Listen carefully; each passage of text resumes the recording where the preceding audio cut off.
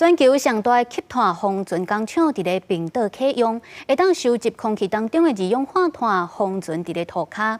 有够当年会当收集3万吨外的二氧化碳，等于是减少7800台的汽车。只是讲这除碳的成本嘛真悬，收集一吨的二氧化碳，大约得爱台票32000块。工厂电风一直拍甲空气处理器内底，结果把内底的二氧化碳抽出来放伫咧收集的容器。这是伫咧冰岛名叫做蒙马的直接空气玻璃工厂，自这礼拜3开始启用，会当用化学物质除碳的技术，抽出空气内面的二氧化碳，进行长期安全的封存。And when this CO2 just fluid, the sparkling water, touches the rock, it releases these metals. And then they combine with the CO2 and form these carbonate minerals that you can see here as these white dots.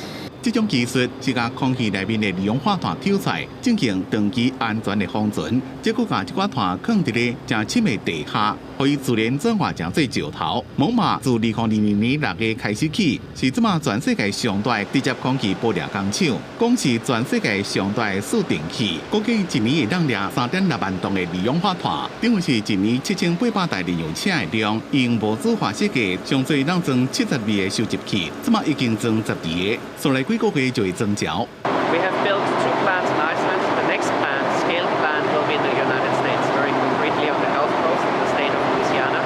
There, supported by the U.S. Department of Energy, we'll build a plant up to 1 million tons of CO2 removed per year.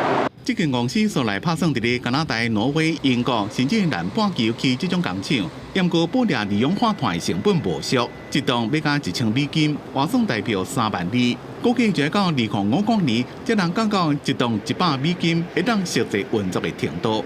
就伫全世界所有国家拢想要做能源转型，慢慢淘汰化石燃料的时阵，澳洲伫咧催教所宣布，会甲世界各个相关的产业合作，提悬石油的开采量，继续烧天然气到2050年，甚至是更加久。澳洲政府讲，这是为着要满足国内能源供应的需求，来实现2030年向电网供应82%的再生能源，并且伫2050年实现净零排碳的目标。环保团体批评这项天然气政策是一场气候灾难。澳洲的国会议员也批评政府安尼先做事，航班饭桶无道德。